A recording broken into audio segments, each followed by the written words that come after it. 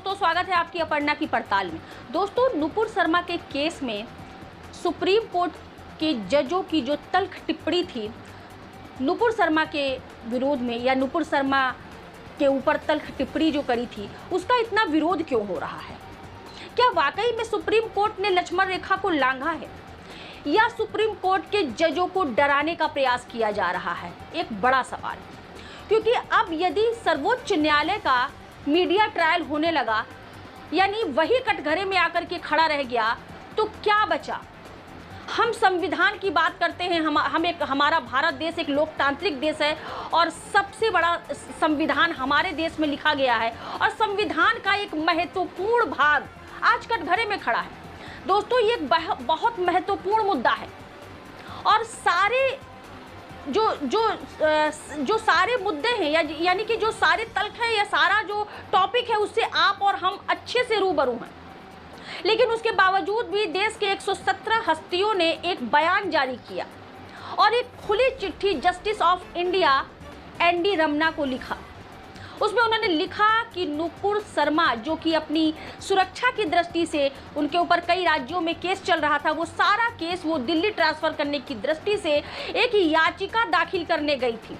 Supreme court ने अपनी मर्यादा का ध्यान में न रख करके उनकी याचिका को खारिज कर उनके ऊपर ऐसी टिप्पणी क्यों की? उनका वो संवैधानिक अधिकार था, क्या उनके संवैधानिक अधिकार का हनन किया उन्होंने?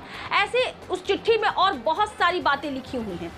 लेकिन जो कल मैंने आपको वीडियो में बताया था कि पारदीवाला जब ऑनलाइन जो है लाइव आकर के जो उन्होंने कहा है कि अब जजों के फैसलों पे सवाल उठाया जाएगा, जबकि हम अपने मर्यादा को और अपने फैसलों को संवैधानिक दायरे में रह करके, कानूनी दायरे में रह करके रखते हैं अपने पक्ष को, उसके बावजूद भी जजों के फैसलों पर ऐसी व्यक्तिगत टिप्पणी एक खतरे का संदेशा है। उन्होंने ये भी कहा कि जितने भी डिजिटल मीडिया हैं या सोशल साइट पे मीडिया हैं, उनके जो उन सारे मीडियाओं का रेगुलेट करना बहुत अनिवार्य है। उन्होंने बहुत कुछ कल अपनी वीडियो में कहा था और मैंने आपको दिखाया था। उसके बावजूद भी आज सुप्रीम कोर्ट ही कटघरे में खड़ा है। बड़ा सवाल, और इसमें भी तबका जो है दो भागों में बट चुका है। एक तबका कह रहा है कि ये सही है, वो पक्ष में है, और दूसरा तबका उसके विरोध में खड़ा है और कह रहा है कि ये सही नहीं है। दोस्तों, आपकी सुप्रीम कोर्ट की ये जो तल्ख टिप्पणी थी और जो 117 हस्तियों ने एक जो चिट्ठी लिखी है, उस पर आपके अपना क्या विचार है, आप कमेंट बॉक्स में मुझे ज़रूर बताइएगा।